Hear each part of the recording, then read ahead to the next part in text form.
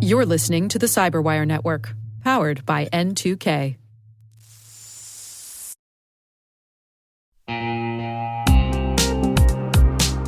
Social engineering attacks look trustworthy. A routine request, an internal email, a familiar face on a call. But Doppel sees through the disguise. Their AI-native platform detects and disrupts attacks across every channel, trains employees to recognize deepfakes and deception, and investigates every phish to take down the campaign behind it. They fight relentlessly to protect your business, brand, and people. Doppel, outpacing what's next in social engineering. Learn more at Doppel.com. That's Doppel.com.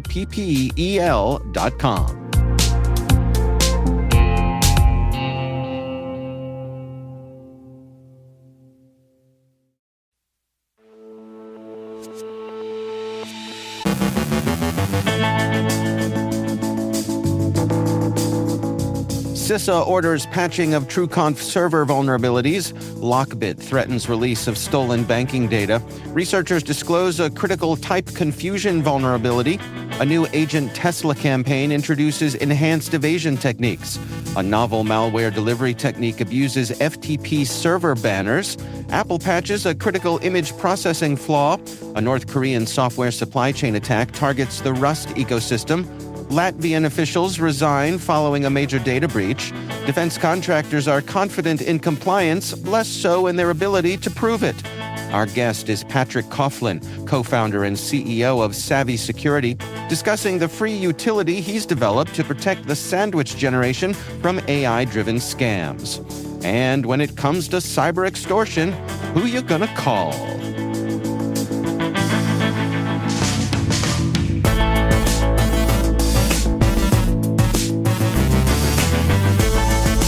It's Friday, August 21st, 2026. I'm Dave Bittner, and this is your Cyberwire Intel Briefing.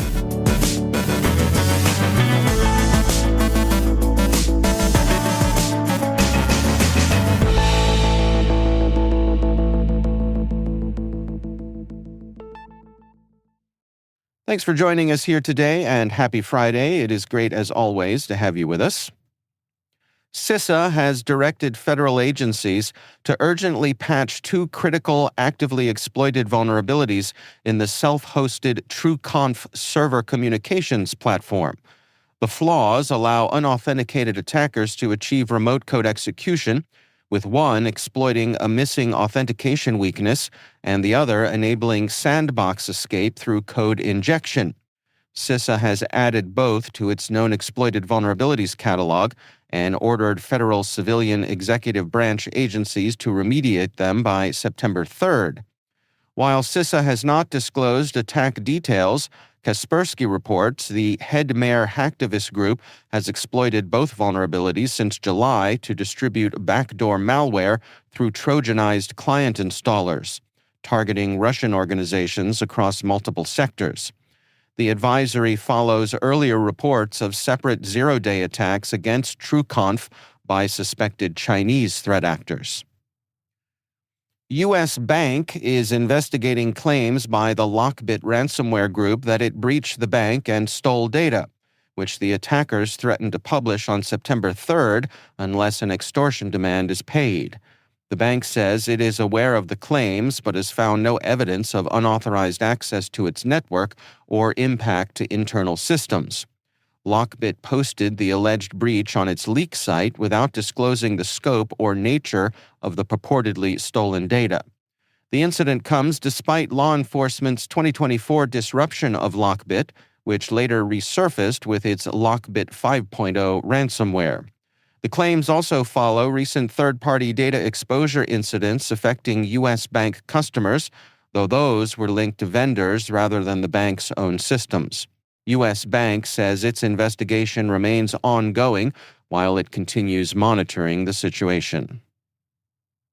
Researchers have disclosed a critical type confusion vulnerability in the widely used Node.js isolated VM library that could allow remote code execution on the host system. The flaw, which has not yet received a CVE identifier, allows the external copy function used to transfer data between version 8 JavaScript isolates. According to Endor Labs, the vulnerability stems from a time-of-check, time-of-use weakness that lets attackers manipulate the transfer process, potentially causing a denial-of-service crash or hijacking the host process to escape the sandbox. Systems that execute untrusted JavaScript and expose at least one IVM reference to the sandbox are particularly at risk.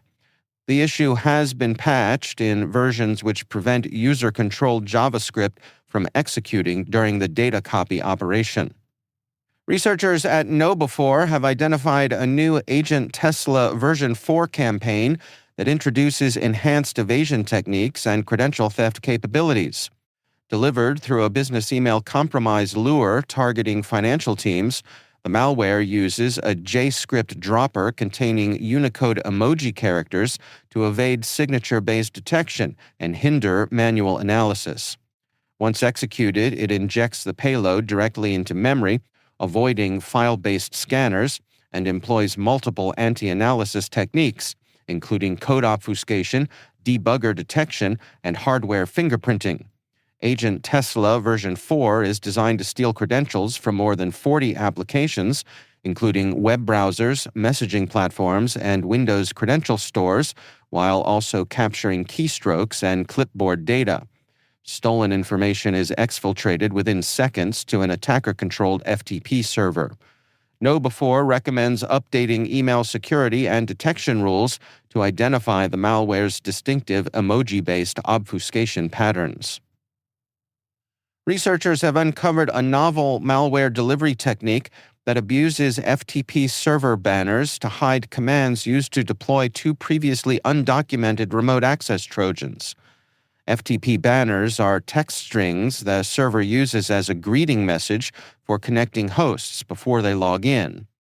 First observed by Malware Hunter team and further analyzed by SOC Radar, the campaign has been active since at least July and likely begins with phishing emails delivering zip archives containing malicious LNK files.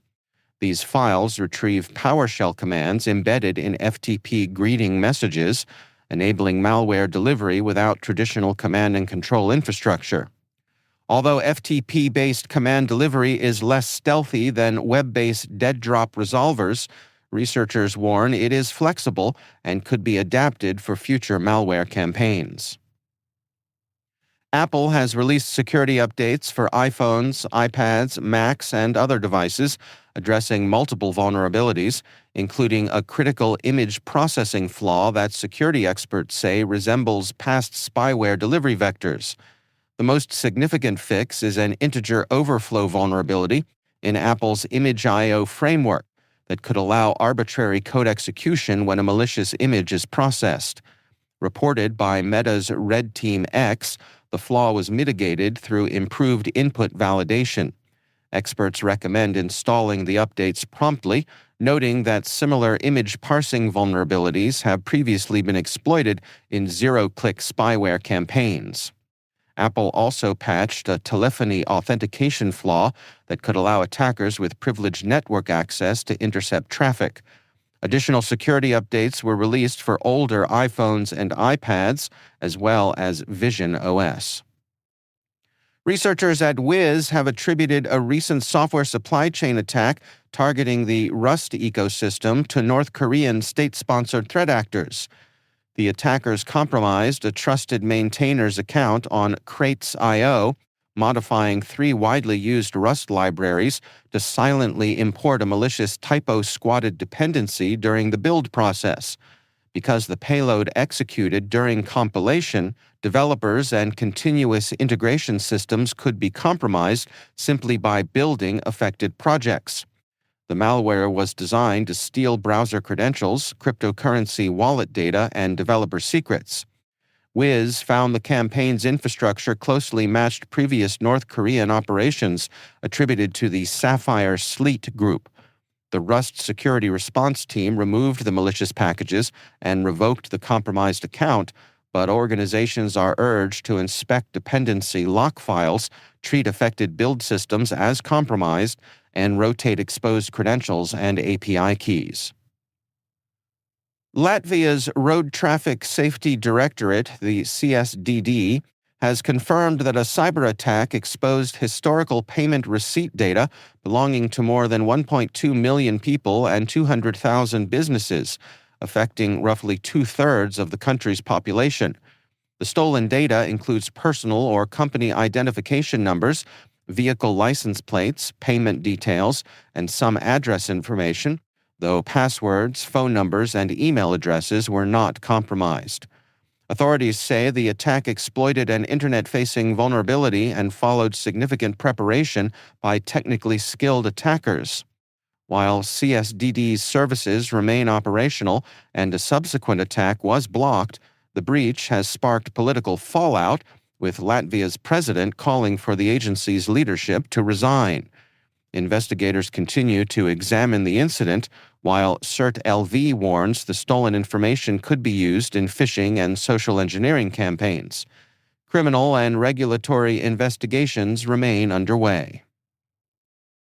Two new industry surveys suggest defense contractors are increasingly confident in their security compliance, but many still lack the evidence needed to prove it. Kiteworks found that while 96% of contractors believe their self-reported supplier performance risk system scores would withstand scrutiny, only 29% could support that confidence with both a current SPRS submission and a FedRAMP-authorized platform. The survey also revealed widespread confusion following the Pentagon's pause of CMMC 2.0 Phase 2 assessments, despite ongoing DFARS compliance obligations. Separately, CyberSheath reported SPRS scores reached a 5-year high, but confidence in their accuracy declined sharply, and only 1% of respondents felt fully prepared for CMMC certification. Both surveys found broad support for maintaining independent verification while simplifying compliance requirements without sacrificing objective proof of cybersecurity readiness.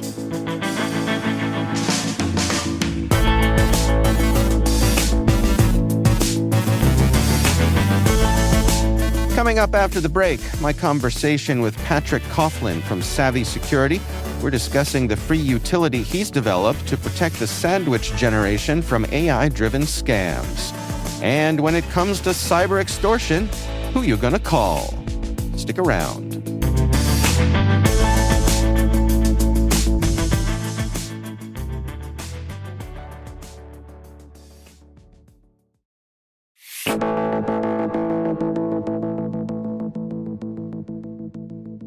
Patrick Coughlin is co-founder and CEO of Savi Security. He's developed a free utility to protect the sandwich generation from AI-driven scams. Well, Savi Security and this collection of products that we're talking about today have a pretty interesting origin story, and my understanding is that that starts with your mom. That's right. Yeah. So about 3 years ago now, my mom got one of these fake kidnapping calls. And so these are very popular and common right now among scammers, known as sort of a grandparent style scam. But basically, my mom received a call in the middle of the evening, looked like it was coming from my sister. It spoofed my sister's phone number. And she answered the phone and she swears she hears my sister's voice saying, "Mom, I need help. They've got me. You've got to do exactly what they say." And then a man's voice comes on the line and says, "If you don't PayPal us money right now, we're going to kill your daughter in the parking lot of the Walmart in Olathe, Kansas," which is right between their two houses. And by a sequence of events, luckily, my mom actually was able to get off the line, mostly by luck. And she called my sister's brother-in-law and said, "What are we going to do about Courtney?" And he said, "What do you mean Courtney's in the shower?" And so it was at that moment that my mom realized that something was not right. She called me, being sort of the cybersecurity son in the family. And of course, we recognized that it was a scam. But it sent me down a rabbit hole, Dave, of looking at the incredible acceleration in digital fraud and consumer scams that have really been on a tear since the launch of ChatGPT in 2021. So where do you suppose we find ourselves today when it comes to people's vulnerability to these scams? Yeah, I mean, look, when I started my career, and I'm sure we all remember the like the Nigerian prince email scams of the early 2000s, and we've come a long way from there, and the data really shows it. I mean, right now, digital fraud is the fastest growing crime in the country, and it's also the largest economic crime in the country. Experts estimate that Americans alone are losing close to $200 billion a year to these AI powered digital scams, and they're coming from international organizations all around the world. It's become an epidemic challenge for consumers, really the primary challenge facing consumers today when it comes to crime online. And it's hitting across all demographics. To answer your question, I mean, the trope is that this is only affecting sort of senior citizens, which are disproportionately affected, but actually not because they're any more vulnerable than anybody else. Studies show that actually Gen Z is more likely to click on a scam, the same scam. They're 3 times as likely to click on it as a senior citizen. It's just that senior citizens have more savings and more money, so they show up more often in the fraud loss data at higher take rates for the criminals, simply because they have more savings, and scammers know that, so they target them with more sophisticated and personalized scams. But it hits across all demographics: young people, older adults, and really the sandwich generation, sort of 35 to 55-year-old, is caught right in the middle, because many of us have kids that are onboarding a little too quickly into the digital world. We've got aging parents that are getting targeted with increasingly sophisticated scams. And of course, we have ourselves and our own work that is very much online, and in our own families. And so it's a story that unfortunately isn't isolated to any particular type of persona. It's hitting Americans across all ages and all demographics. So what was it that made you and your colleagues at Savi decide to spin up this suite of tools? Yeah. So after my mom was targeted, like I said, I kind of went down a rabbit hole and did a bunch of research. I did work for the government years ago and had worked as an analyst in intelligence, and so it resurfaced some latent intelligence analyst skills that I had, and I was went deep into the dark web. I was getting into chat rooms. I was buying scam kits online and seeing how they worked and taking them apart. And ultimately, I wrote a book called Dark Side of the Boom, which is we published about a month and a half ago, which really goes into the groups that are behind these types of scams, how these scams work, the ecosystem that they operate in, and tries to pull back the veil on how these scams actually operate and remove some of the myths around vulnerability, and really put the blame where it belongs onto these cyber criminal organizations. And then, of course, recommend what we can do at a community level and a family level, and then at a policy level and at a national level. But when I was writing that book, Dave, it also became clear to me that the bad guys essentially with AI have been able to move their crosshairs, which for the last couple of decades have been pointed at the juicy targets of the enterprise and government agencies. But now all of a sudden, with AI, it's profitable for them to scale personalized campaigns at the everyday consumer. And so, when I started my career, working in consumer cybersecurity wasn't really that sexy. It was all kind of like, eat your cyber vegetables, have strong passwords, put in multi-factor authentication, because really the bad guys were focused at the enterprise and at government agencies, and the really sophisticated threat actors were focused there. But now we're seeing those exact same groups have essentially spun up consumer arms. They've essentially moved down market, like you would kind of expect from a private sector company, on the back of AI, and are now targeting consumers at scale. But what's missing is a wave of innovation and investment and technology to help protect the consumer. A lot of that work over these last couple of decades has understandably, and I've been a part of it, as have you, been focused at how do we up-level enterprise cyber defense and the defense around sensitive government agencies, because that's where the bad guys were focusing. But now that they have shifted, we have to shift too, and that's really the mission behind Savi Security, which is how do we create a whole new generation of tools to protect consumers from this rapidly evolving threat. Well, I want to dig into the details here. I mean, some of the things that you're offering are free for users. There is a subscription tier as well.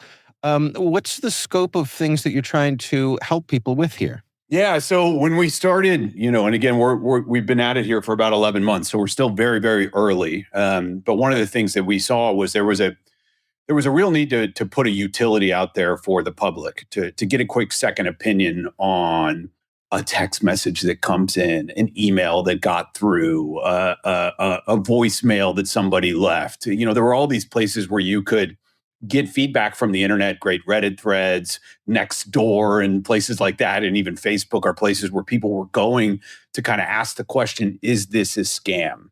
But the reliability of the answers was all over the place. And so we launched a product called ScamWise. It's available at scamwise.com.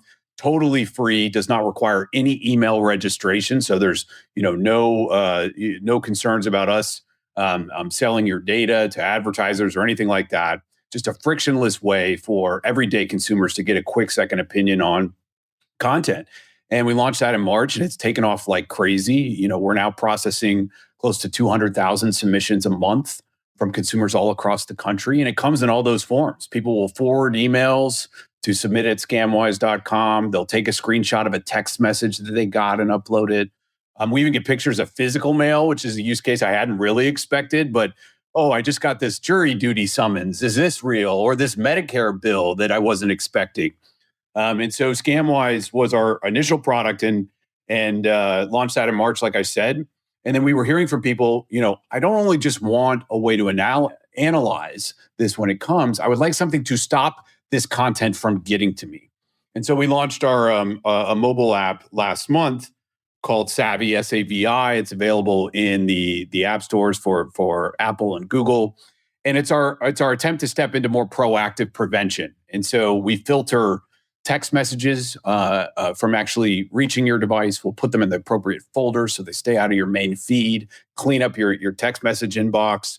We analyze voicemails. I don't know about you, Dave, but like my voicemail on iOS had become sort of unusable.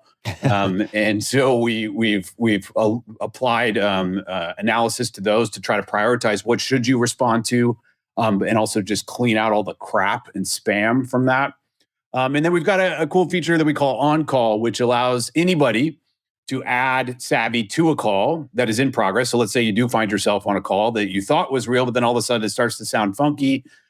We make it super easy to add Savi to that call. It will listen to the first 20 seconds, and then it will send you a notification about the verdict of that content and say this sounds fishy or not, and tell you exactly why. So that's what we've launched so far. We got a ton more in store, and again, it's really about not just providing reactive ways to help give users second opinions, but to start to get into the proactive posture of blocking all of this malicious noise from overwhelming our devices. I have to ask you from a technical point of view, because it's impressive the degree to which your suite of tools here are able to interact with the sort of the core of the mobile device. I'm an iOS user myself. How hard was it to get this level of access from iOS itself? Well, it's, the access itself is not so. So Apple has changed some things over the last couple of years that provide some more inroads into calls and texts that historically weren't there. But the privacy elements of iOS still hold up. So, for example, like while we can filter your texts, we actually don't know which texts are yours. We just provide a global algorithm in front of Apple's text modules, and it's applied to every single user. So Savi doesn't know which text we filtered, for example, for Dave. We just know the algorithm that was applied to your text. Voicemails, we can have a little bit more personalization around, and we can see your voicemail specifically and make sure that we are, for example, if you get calls from a particular doctor or your kid's school, one of the hard challenges in doing this work of prevention for the consumer is, how do you put on a fast lane the prioritized communications that I actually want? and they may not always come from known numbers, an Instacart shopper, an Uber driver, my kid's school, when he's sick, I don't always have the number saved. If I'm getting a call from a doctor after some text, it doesn't always come from a set number. It will come from some VoIP provider that they use. So part of the really interesting technical challenges here, and I think that the key to unlocking good consumer security isn't just about blocking the bad. It's about how do you prioritize and elevate the good to help make the consumer more productive. That's Patrick Coughlin from Savi Security.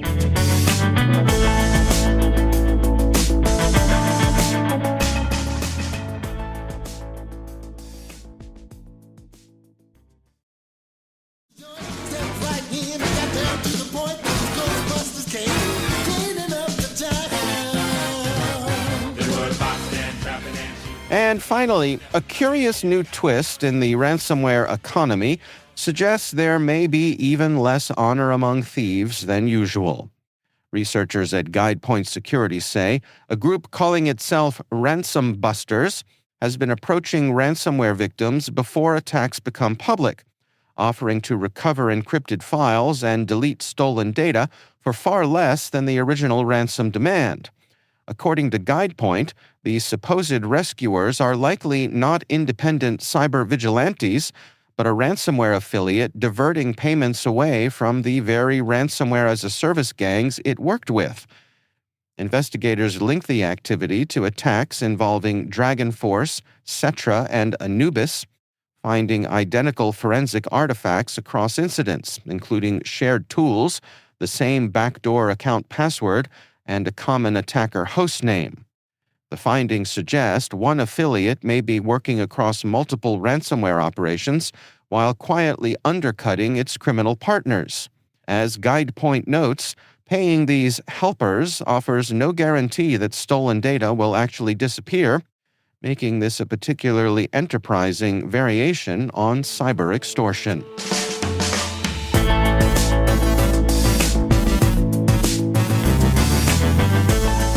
And that's the Cyberwire. For links to all of today's stories, check out our daily briefing at thecyberwire.com. Be sure to check out this weekend's Research Saturday and my conversation with Aaron Beardsley, manager of threat research at Securonics. We're discussing analyzing sheet creep. Sheet creep is up again with different config obfuscation. That's Research Saturday. Do check it out. And hello, Maria Varmazes here. On Sunday's T-Minus Space Cyber Briefing, it's my interview with Philip Rezebek, CTO of Space Computer, on building secure orbital infrastructure. That's Sunday on T-Minus. Don't miss it. We'd love to know what you think of this podcast. Your feedback ensures we deliver the insights that keep you a step ahead in the rapidly changing world of cybersecurity. If you like our show, please share a rating and review in your favorite podcast app. Please also fill out the survey in the show notes or send an email to cyberwire@n2k.com. N2K's lead producer is Liz Stokes. We're mixed by Trey Hester with original music and sound design by Elliot Peltzman. Our contributing host is Maria Varmazes. Our executive producer is Jennifer Eiben. Peter Kilpie is our publisher, and I'm Dave Bittner. Thanks for listening. We'll see you back here next week.